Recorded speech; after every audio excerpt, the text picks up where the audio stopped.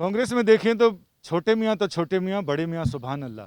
किसी ने टंचमाल कहा तो एक वरिष्ठ नेता कह रहे हैं आइटम नंबर। हम बात कर रहे हैं बीजेपी के वरिष्ठ नेता और केंद्रीय मंत्री स्मृति जुबिन ईरानी हमारे साथ हैं। इसको किस रूप में देखते हैं आप, जबकि उस पार्टी के आलाकमान भी खुद महिला हैं?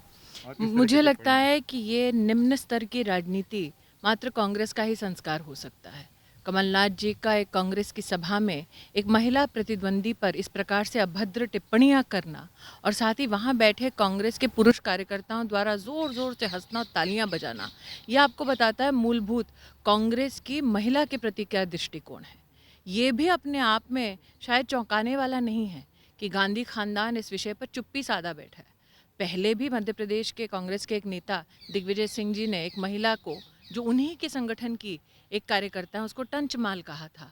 तो शायद उन पर ना एक्शन लेकर आज कमलनाथ भी प्रोत्साहित हुए हैं कि अगर महिला प्रतिद्वंदी से आपको हिसाब बराबर करना है तो उसको सरेआम आप उसके ऊपर अभद्र टिप्पणियां करें। उस पर जिनके लिए ये टिप्पणी की गई वो फूट फूट कर रोए भी, लेकिन बाद में उन्होंने ये जस्टिफाई किया कि उनको शब्दों का ज्ञान नहीं है। मैं इतना ही कहना चाहती हूँ कि इस देश में जिसको भी सरल हिंदी आती है, वो कमलनाथ जी ने क्या कहा वो भली भांति समझते हैं। शायद उनको इस बात को स्वीकार करने में तकलीफ़ हो रही है कि एक गरीब परिवार में जन्मी बेटी अपनी मेहनत से अपने राज्य में, राज्य की राजनीति में एक अमिट छाप छोड़ रही है। और अगर उसके ऊपर इस प्रकार की अभद्र टिप्पणी करके कमलनाथ जी को लगता है कि ऐसी महिला का मनोबल टूट जाएगा, तो मुझे लगता है उन्हें बहुत बड़ी गलतफहमी है।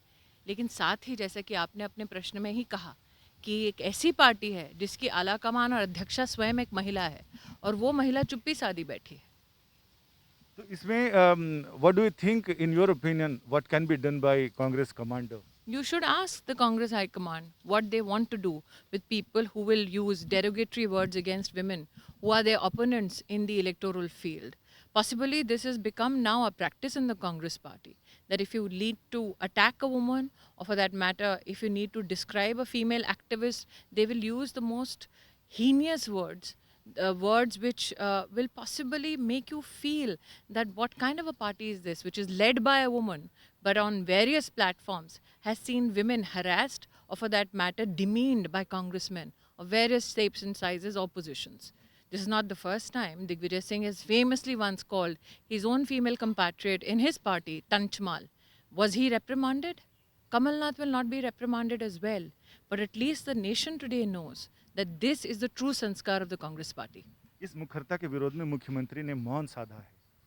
आप मुझे बताइए, अगर आप इस प्रकार से एक महिला पर अभद्र टिप्पणी करते किसी वरिष्ठ नेता को देखें, क्या आप निशब्द नहीं हो जाएंगे?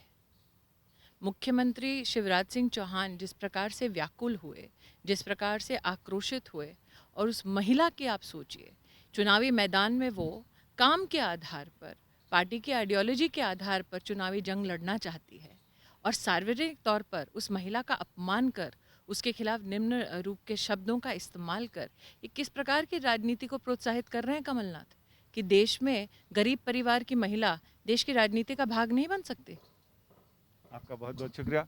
यानी चुनावी महाभारत में अब देखा जाए तो एक और घटना, ऐतिहासिक घटना, जिसका फिर से अध्याय दोहराया जा रहा है, जिसको महाभारत में द्रौपदी का चीरहरण कहते हैं।